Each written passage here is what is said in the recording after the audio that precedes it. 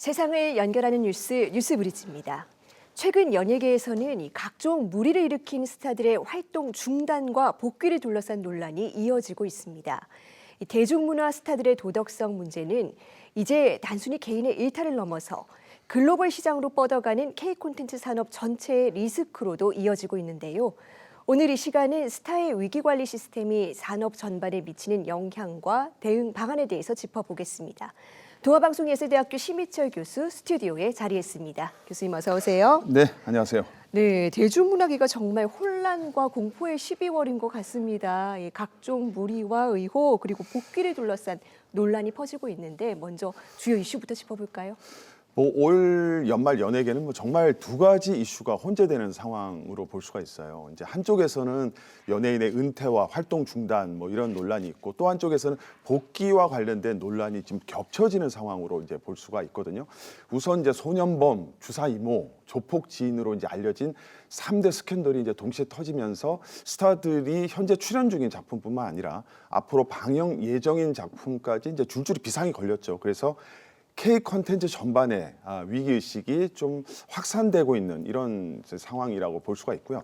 여기에 이제 자숙 중이던 유아인 씨의 복귀 논란까지 겹쳐지면서 올 연말은 위기 관리가 더없이 중요한 시기가 아닌가 이런 생각을 합니다.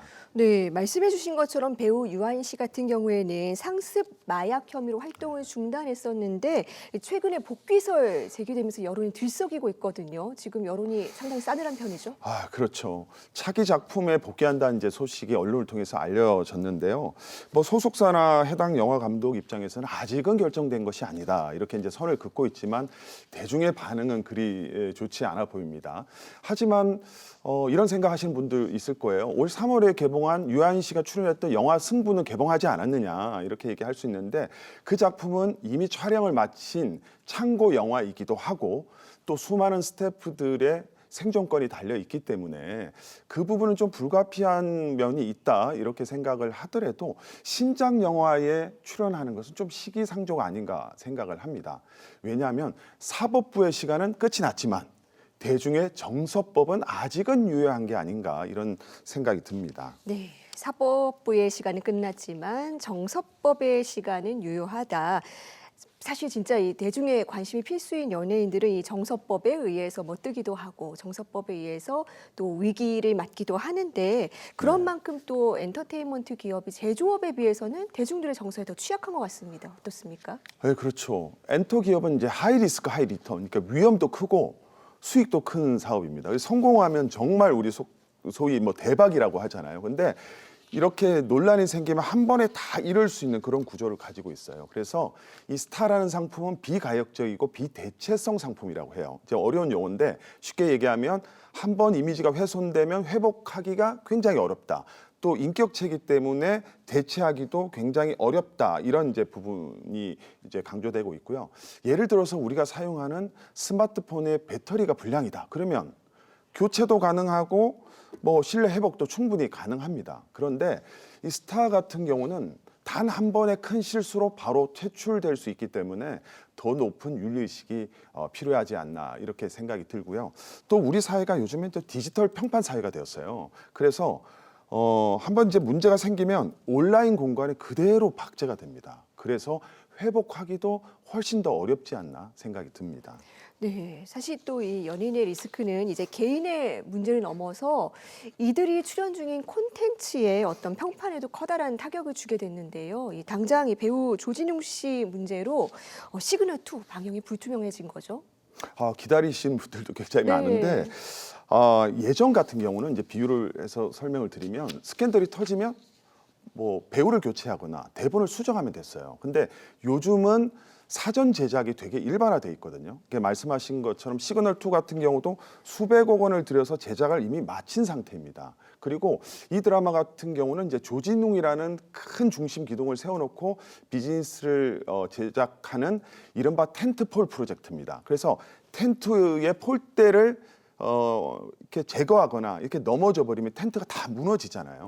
이런 것처럼 핵심 기둥은 사실상 대체하기 어렵다라고 이제 볼 수가 있는데 그래서 이제 제작진이 2026년 공개를 목표로 최적의 방안을 찾겠다 이렇게 모호하게 얘기를 하고 있거든요. 그래서 공개 강행을 완전히 배제하기는 좀 어려워 보입니다. 네, 텐트의 기둥이라고 표현을 할 정도니까 이 스타 영향력이 큰 수익이 되면서도 동시에 또 그만큼 큰 리스크로 이어질 수도 있는 것 같습니다. 좀 대응할 만한 방안이 없을까요? 그렇죠. 이제 스타 한 명의 이제 부가가치는 굉장히 큽니다. 여러 가지 수익 구조가 생기는데 이게 잘못하면 역부가가치 효과도 나타날 수가 있어요.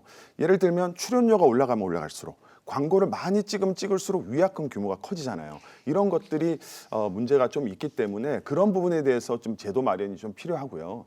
일단 스타가 넘어지게 되면 그 다음이 연쇄적입니다. 기획사, 광고업계, 또 뭐 드라마 제작사, 방송사 다 연쇄적으로 붕괴가 되기 때문에 이런 제도 마련이 좀 필요하기 때문에 뭐 일각에서는 이런 얘기도 합니다. 배우의 문제와 배역의 문제는 좀 분리해서 대응하자 이런 이제 목소리도 나오고 있죠. 네, 그런데 이 죄는 미워도 작품은 보자라는 의견이 있는 것도 사실이기는 한데 몰입이 깨지는 문제도 있지 않습니까? 사실상 그 분리가 제가 이제 얘기를 했지만 쉽지는 않아 보입니다. 왜냐하면 배우들은 배역과 배우의 실제 모습을 좀 교차해서 소비하는 경향이 있거든요. 특히 이제 시그널 2의 이재한 형사처럼 이 캐릭터의 이미지와 그 배우가 문제를 일으킨 이런 이미지가 이제 정면으로 충돌할 때는 더더욱 굉장히 어려운 면이 있습니다. 그런데 이제 예외적인 면도 있어요. 아까 얘기한 대로 유아인의 승부라든지 곽도원 씨가 출연한 소방관 같은 경우는 이제 성공을 했습니다. 이제 이 경우는 스타가 용서를 받았다기보다는 실화가 가지는 힘이 있고 작품의 진심이 통한 케이스라서 이 점도 좀 참고할 필요가 있지 않나 생각합니다.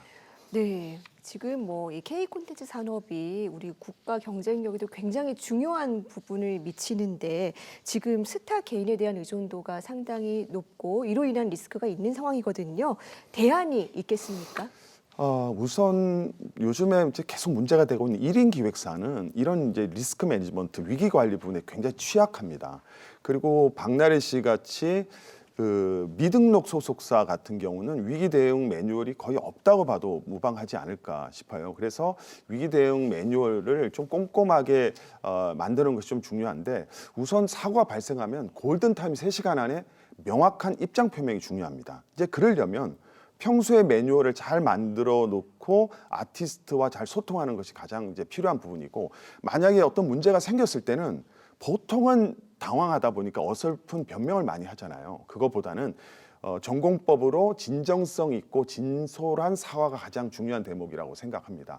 그리고 이제 문제가 터지면 위약금 조항 중에 사회적 무리라는 부분이 우리가 좀 많이 얘기를 하잖아요. 이 부분이 다소 포괄적이기 때문에 그 예측이 좀 불가능합니다. 그래서 세부 조항을 차후에 구체적으로 좀 만들 필요도 있다 이렇게 생각이 들고 그다음에 이제 콘텐츠 보험 같이 이런 완충 장치, 안정 장치의 마련도 좀 시급하지 않나 이렇게 진단을 해봅니다. 네, 연예인들의 사회적 영향력이 커지고 또 청소년들에게 미치는 영향력도 커지고 연예인들의 도덕성이 굉장히 중요한 사회적 가치가 되고 있는데요. 산업 전반의 위기로 이어지지 않기 위해서라도 위기 관리를 위한 시스템 필요해 보입니다. 교수님 오늘 말씀 잘 들었습니다. 감사합니다. 네, 고맙습니다.